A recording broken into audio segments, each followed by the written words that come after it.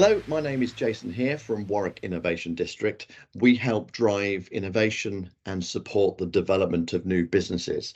On this podcast, my guest is Andy Wynn. Andy is a Warwick alumnus, BSc Chemistry and PhD Chemistry. He's also the CEO of TTIP Global, a global organization that advises tech, sustainability, and social enterprise startups and researchers on how to best commercialize their ideas. He's currently residing in Marbella in Spain. Andy, thank you so much for your time today. Let's just start with an intro. Just tell us a little bit about yourself. So my name's Andy Wynn. I had a 35-year career now in industry. I started out as a Warwick graduate, degree and PhD in chemistry many decades ago, but that clearly set me up for what I'm doing today. I did 30 years in a business called Morgan Advanced Materials, which is a global multinational, a UK-based public limited company. I started out as a technologist. I went out into business management. So I've had a career of either creating or delivering new technology solutions to the market. So that took me into many industrial sectors, automotive, aerospace, heavy industry, semicon, medical devices, you name it. You know, when you're working in advanced materials, they're the building blocks of industry, really. So it takes you everywhere, which is pretty stimulating. I think, you know, it kept me interested for 30 years. Eventually, it took me to China. I spent the last 6 years of my corporate existence in China, where I was building factories, setting up joint ventures, transferring technologies from the west to the east, and had a great time. It was an eye-opening place, changed me as a person and as a business person. That took me eventually, after 30 years, I did 30 years as a corporate slave, and I decided enough was enough. I was recalled back to the mothership, and I decided that wasn't for me. I thought it was time to follow my passion, which is commercialization of new technologies. So I set up what has become TTIP Global. It's a global team of ex-corporate executives like myself, people who have had long history in one multinational or another. Let me say, I finished as Chief Technology Officer in my business. So that took me into, again, the commercialization aspect. So we have, TTIP Global has boots on the ground in 13 out of the top 15 global economies now. And we help companies to launch their technologies in the market. So we work with startups, work with established companies, we work with multinationals, and knocking down the barriers to technology commercialization. So what would you say are the key skills and values required to be successful in your field of work? You know, I said our business is based on technology and technology commercialization. And of course, there's a lot of tactical and technical skills required as a given to do that. But actually, looking back, what have I learned over the last few decades about commercializing technology? Essentially, it's a people-driven thing. You have to build relationships. The barriers are mostly influencing people. So the key skills I slowly learned. It took a long time, but you know, these are things I have to do in spades now. Number one is networking. You have to reach out and meet people. And not always with a purpose. You know, I'm no great socialite, but I do love meeting new and interesting people. And you've got to have to do that, because it's those key relationships which make things happen in any business. And technology commercialization is no different. The other thing, if you're in technology, particularly, I said I came from a manufacturing business, manufacturing background. So largely we work in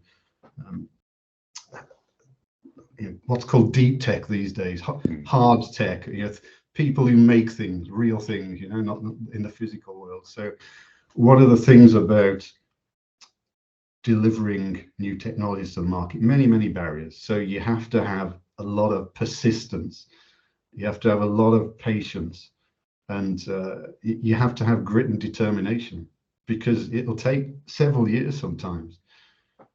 I think the other key skills, values required in certainly where we work, you're always pushing yourself, you're always learning something new. You've got to be, if you're not feeling uncomfortable, then there's something wrong. You've got to push yourself. You can't be, don't be scared by what you don't know. There's always someone out there who can support you. Have you got any advice on how we encourage more young people into the entrepreneurial space? One of the things I looking back, reflecting on a corporate career, certainly I think it was very valuable to have learned some hard skills.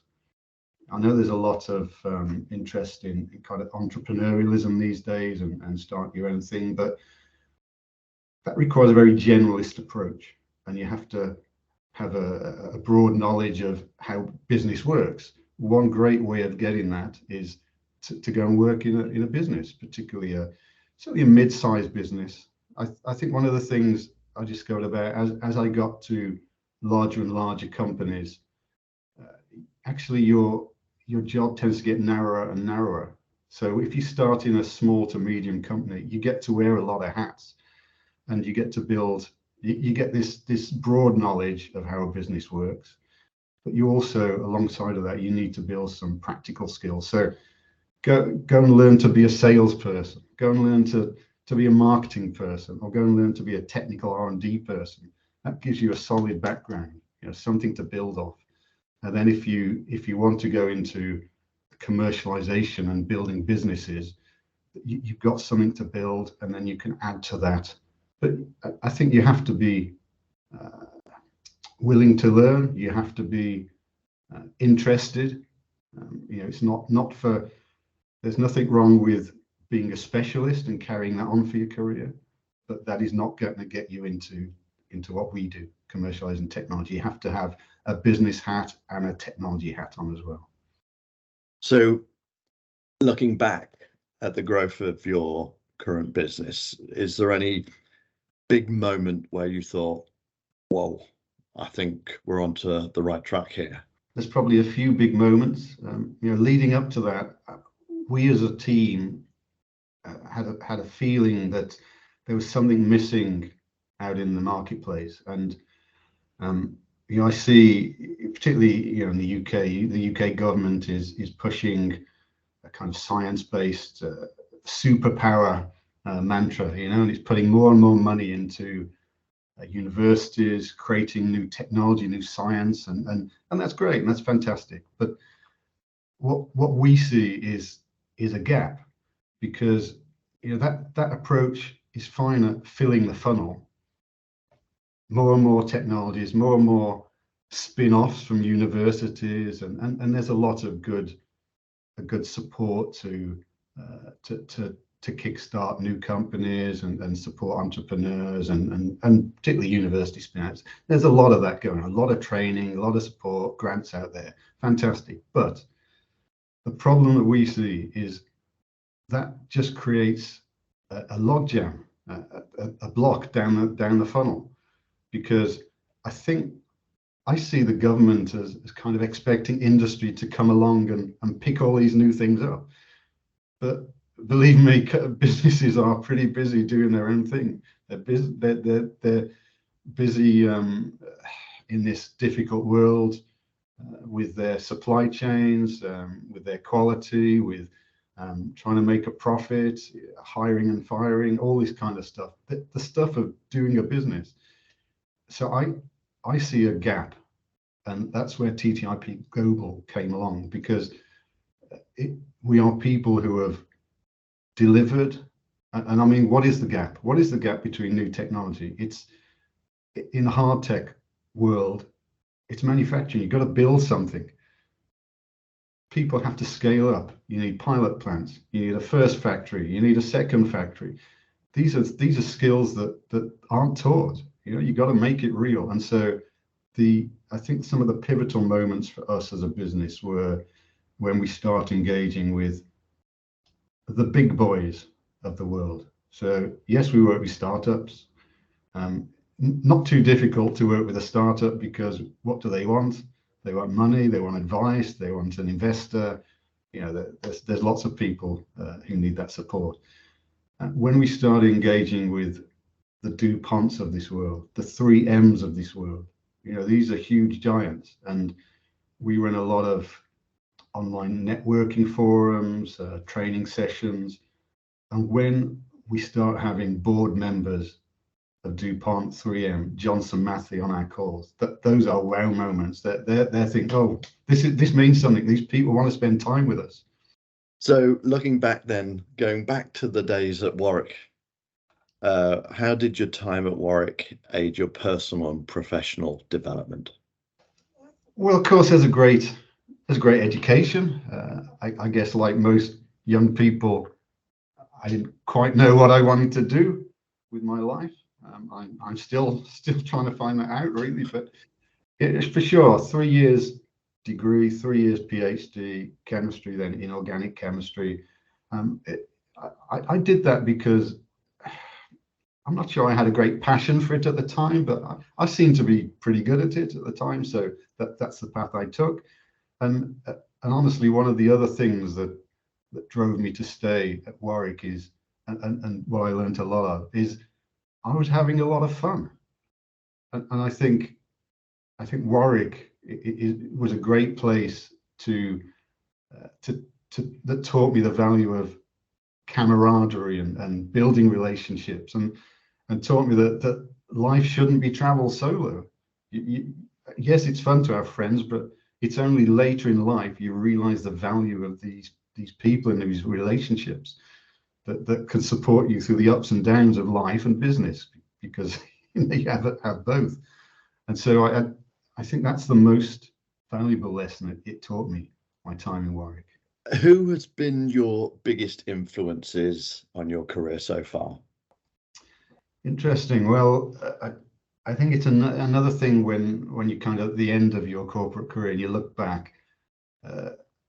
I talk to this with colleagues a few times recently, that if you look back at all the bosses you've had, and sometimes you think, some you had a better relationship with, others that's just natural. But actually, when you look back, there's something to be learned from every boss you've ever had, and not just bosses, but kind of senior people. Sometimes people kind of take you under their wing, and I think there are three key people in certainly my corporate career that were the biggest influences. I think early on there was a guy called Martin Moore, who was a very senior figure in Morgan Advanced Materials, and he kind of took me under his wing. I didn't actually report to him, but I worked with him quite often.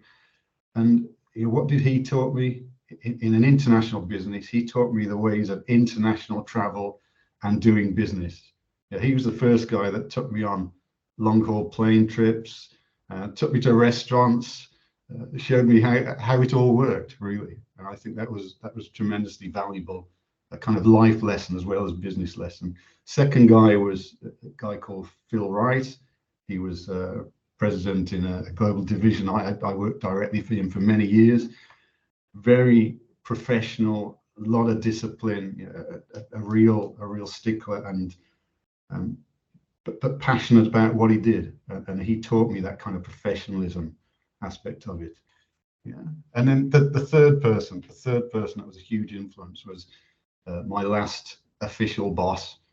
I worked for this guy for many years, a guy called Ian Robb, based in Singapore when I was in Asia. And Ian's skill was the human side of business, the relationship side of business. He was a fun guy. He was a charismatic leader, and he took me to my first karaoke bar, and I just kind of fell in love with that kind of Asian side of friends and family part of business that is, I think, is missing in the West. And so these three guys were the most influential people for me in my career. So final question then, Andy, what does the future hold for you? So I'm focusing in the short to medium term on promoting my new book, which is called Building an Innovation Powerhouse, which is about the people aspects of innovation.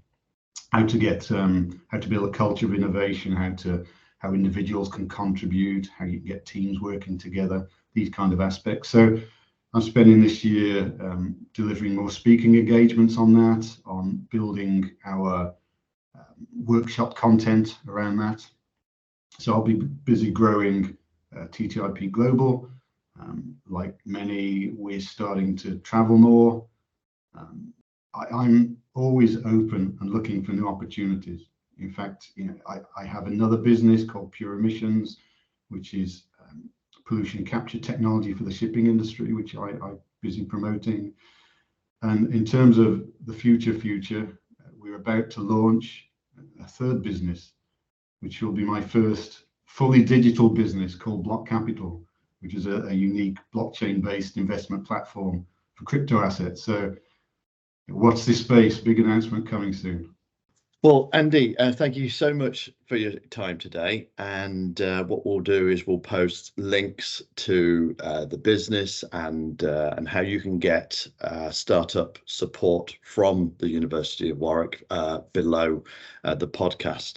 Andy, I wish you best of luck and enjoy the weather in Marbella. Thanks, buddy. Thanks, Jason. Good to chat. Take care.